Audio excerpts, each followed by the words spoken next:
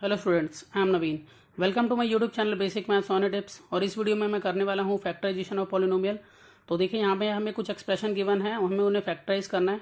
तो जैसा कि हम देख रहे हैं कि ये एक्सप्रेशन जो है वो एक तरह की क्वाड्रेटिक पॉलिनोमियल है। तो क्वाड्रेटिक पॉलिनोमियल क्या होता है? तो ये क्वाड्रेटिक पॉलिनोमियल जो है इस फॉर्म में होती हैं, जैसे कि a x square plus b x plus c, ये इस फॉर्म में है। यहाँ पर ए जो है वो 0 और 1 के इक्वल नहीं है, ये ठीक है। इस तरह की ये क्वाड्रेटिक पोलिनोमियल है, हम इसे बोलते हैं क्वाड्रेटिक पोलिनोमियल्स, ठीक है। अब देखिए, अब हम क्या करेंगे, यहाँ पर स्प्लिटिंग मेथड यूज करेंगे इसको सॉल्व करने के लिए। तो अब स्प्लिटिंग मेथड में क्या करते हैं, स्प्लिटिंग मेथड में हमें दो नंबर सोचने होते हैं।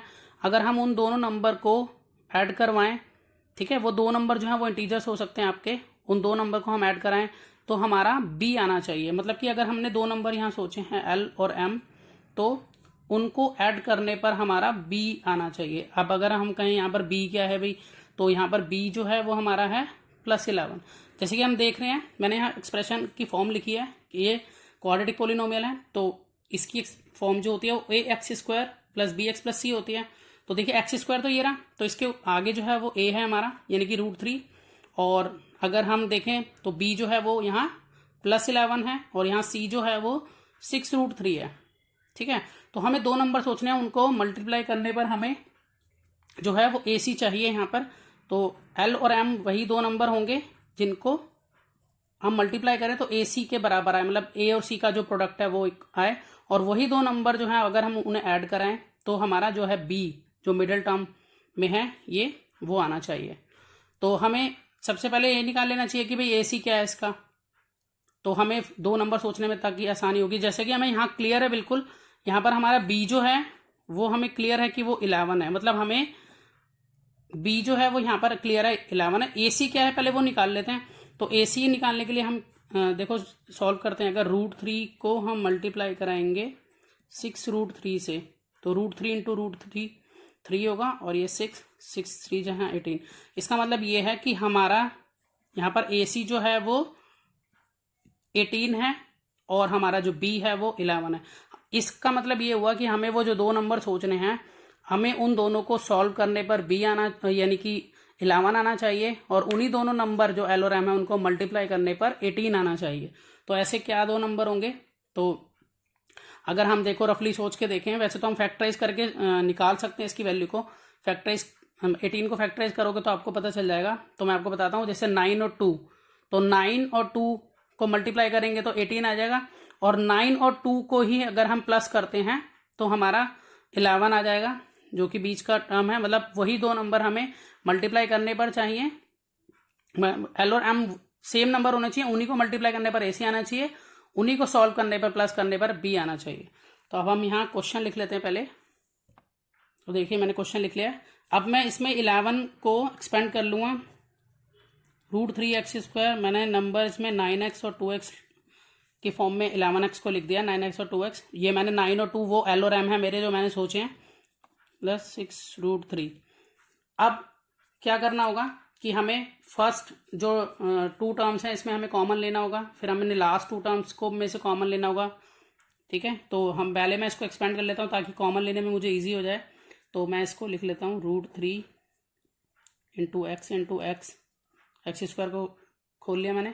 उसी तरह से मैं 9 को और खोल रहा हूँ। 9 को खोलने के लिए मैंने इसमें इस तरह से, देखिए ये 9 को मैं कैसे लिख सकता हूँ, 9x को लिख सकता हूँ मैं 3 इंटू 3। मैं 3 को भी और खोल रहा हूँ, तो यहाँ पर 3 इंटू में √3 इंटू में √3 इंटू में x, इस तरह से √3 इंटू √3 3 हो जाएगा, फिर 3 3 जा 9 हो जाएगा, और इंटू x ये आ गया हमारा। और फिर यहाँ पर मुझे 2x खोलना है, तो 2x को मैं एज इट इज खोल लेता हूँ, 2 इंटू में x, और 6 को मैं खोल लेता हूँ 2 इंटू में 3 इंटू में √3, इस तरह से, ठीक है। अब हम फर्स्ट 2 टर्म में से कॉमन लेंगे। तो जैसा कि हम यहाँ देख रहे हैं कि क्या चीज़ कॉमन है, यहाँ पर √3 है, यहाँ पर भी √3 है, कॉमन मिल जाएगा हमें। यहाँ पर एक x है तो यहाँ पर भी एक x है, वो हमें कॉमन मिल जाएगा। तो इस तरह से हमारा √3x कॉमन आ गया, और इधर से हमारा सिर्फ बचा x, फिर प्लस का साइन इधर से, और यहाँ पर क्या बचा हमारा, एक 3a बचा, एक √3 बचा, तो 3√3 हमारा यहाँ ब्रैकेट में आ गया। अब हम इधर से देखें क्या चीज़ कॉमन है इन दोनों टर्म में से, मतलब 2x और 6√3 में से। तो इसमें हमें देख रहे हैं कि 2 कॉमन आ रहा है, और अगर हम देखें कुछ और कॉमन है तो और कुछ कॉमन नहीं है, तो +2 कॉमन आ गया। इधर से बचा x, फिर प्लस का साइन, और इधर से बचा 3√3। अब पूरी एक्सप्रेशन में अगर हम देखें तो x + 3√3, x + 3√3 ये हमारा आ गया कॉमन। फिर दोबारा अब जो बचा हुआ है वो हम ब्रैकेट में इधर की तरफ लिख देंगे। तो यहाँ पे बचा √3x + 2, ये दोनों जो हैं यही बचे हैं हमारे, और ये हमने यहाँ लिख दिए, और इनमें से कॉमन यहाँ आ गया। तो इस तरह से ये हमारा फैक्टराइज हो गया। तो स्प्लिटिंग मेथड में हमने सिर्फ 2 नंबर सोचने हैं, उन दोनों को प्लस करने पर, इनके ऐड करने पर, और वो इंटीजर्स हो सकते हैं तो उनको ऐड करने पर हमारा b आना चाहिए, और उनको मल्टीप्लाई करने पर जो AC का प्रोडक्ट है, A और C जो हमारे यहाँ एक्सप्रेशन में गिवन होंगे, उसका जो प्रोडक्ट है वो उसके इक्वल आना चाहिए। तो जैसे कि हमारा यहाँ पर b जो था वो 11 था, तो 9 + 2 11 हो गया, और इन दोनों का जो प्रोडक्ट है वो 18 बना था हमारा यहाँ पर, तो 9 और 2 18 भी हो गया। इस तरह से हमने इसको सॉल्व किया है। अगला क्वेश्चन करते हैं, थोड़ा और अच्छे से समझ में आएगा। तो मैं पहले क्वेश्चन लिख रहा हूँ। तो देखिए मैंने यहाँ क्वेश्चन लिख लिया है। अब हम यहाँ पर जो b है वो हमारा यहाँ क्लियर है बिल्कुल कि 5 है हमारा b, और यहाँ पर हमारा AC हमें निकालना है। तो AC निकालने के लिए 4√3 इंटू में -2√3।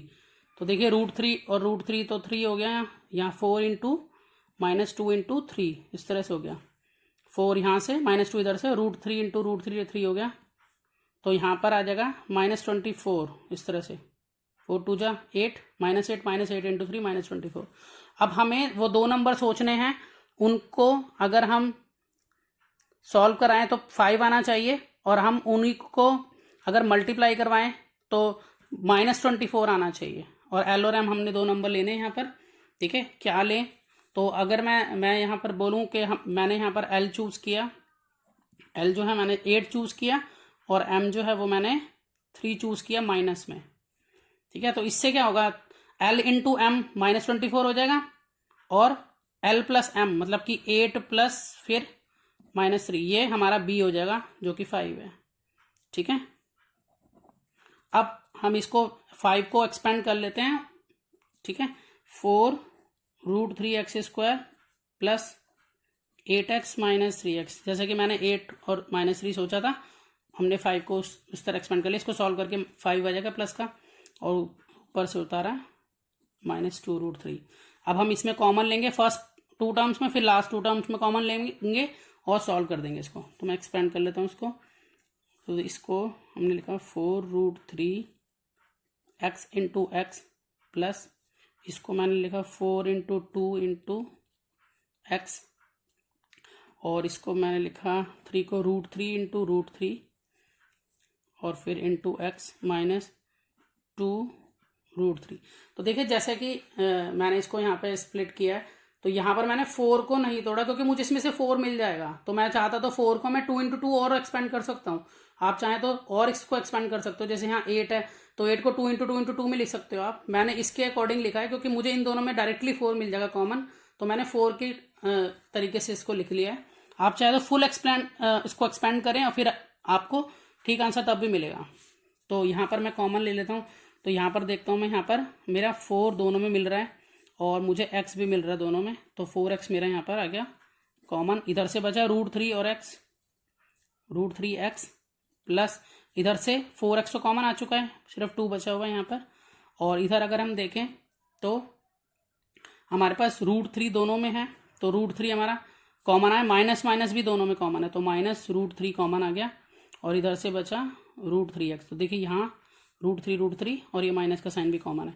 इधर √3x बचा, फिर माइनस तो कॉमन आ चुका, तो यहाँ प्लस का साइन बचा इस तरह से, √3x + 2। अब √3x + 2, √3x + 2 ये आ गया कॉमन हमारा, और यहाँ से बचा 4x - √3, ये जो बचा हुआ था वो यहाँ आ गया, इसमें से कॉमन यहाँ आ गया।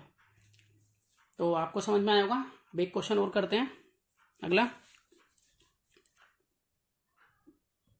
तो देखिए मैंने क्वेश्चन लिख लिया है।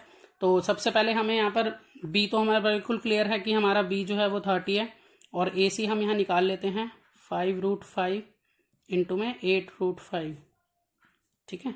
तो यहाँ पर 8 इंटू में 5 इंटू में 5, ठीक है। तो यहाँ पर हो जाएगा ये 200।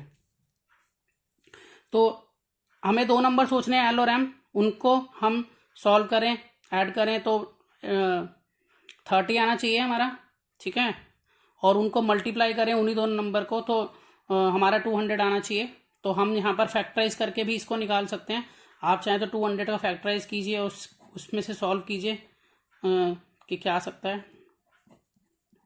जैसे कि मैं यहाँ प्राइम फैक्टराइज कर लेता हूँ इसको।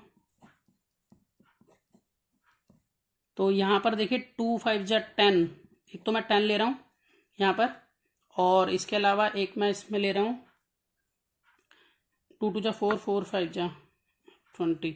तो मैंने यहाँ पर ये लिया और बाकी इसकी मल्टीप्लाई कराई।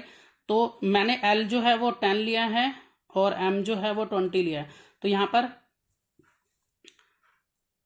L इंटू एम ए सी के बराबर आना चाहिए। तो देखिए L इंटू एम अगर हम 10 इंटू 20 करें तो ए सी के बराबर आ जाएगा 200, और L प्लस एम करें तो 30 भी आ जाएगा। तो इस तरह से अब हम इसको 30 को एक्सपेंड कर लेते हैं। तो 5√5x² plus 10x plus 20x, क्योंकि 10 और 20 मिला है हमें, और प्लस 8√5। अब हम इसको एक्सपेंड कर लेते हैं। तो ये मैं 5√5 इंटू एक्स और 10 को खोल लेते हैं 5 इंटू में 2 इंटू में x प्लस, अब 20 को हम खोल रहे हैं 2 इंटू 2 2 जा 4। अब देखिए यहाँ पर √5 है तो √5 को और खोलो, 2 2 जा 4 4 5 जा, तो 5 को मैं और एक्सपेंड कर लिया है √5 इंटू √5 में, ठीक है, इंटू में x फिर प्लस, और यहाँ पर 2 इंटू 2 इंटू 2 इंटू √5। अब देखिए यहाँ पर कॉमन ले लेते हैं सबसे पहले। अगर यहाँ देखें तो 5 दोनों में कॉमन है, और एक x जो है वो दोनों में कॉमन है। तो यहाँ पर आ जाएगा 5 और x कॉमन आ गया। इधर से बचा हमारा √5 और इधर से बचा x, ठीक है, √5x और इधर से बचा, अब इधर से क्या बचा हमारा, यहाँ पे सिर्फ 5x तो कॉमन आ चुका है बाहर, तो सिर्फ 2 बचा यहाँ पे। अब इस पूरे में देखो तो क्या चीज़ कॉमन आ रही है हमारी, तो यहाँ पर देखो 2 इंटू 2, यहाँ पर भी है 2 इंटू 2, और √5 यहाँ पर भी है तो यहाँ पर भी है, तो 2 2 जा 4 4√5 हो गया यहाँ कॉमन। अब हमारे पास बचा क्या यहाँ पर √5x ये बचा, और इधर से सिर्फ +2 बचा। तो देखिए तुम्हारे ये वाली टर्म हमेशा मैच करेंगी, ये दोनों एक्सप्रेशन, ये जो आपका है ना हमेशा मैच करेगा।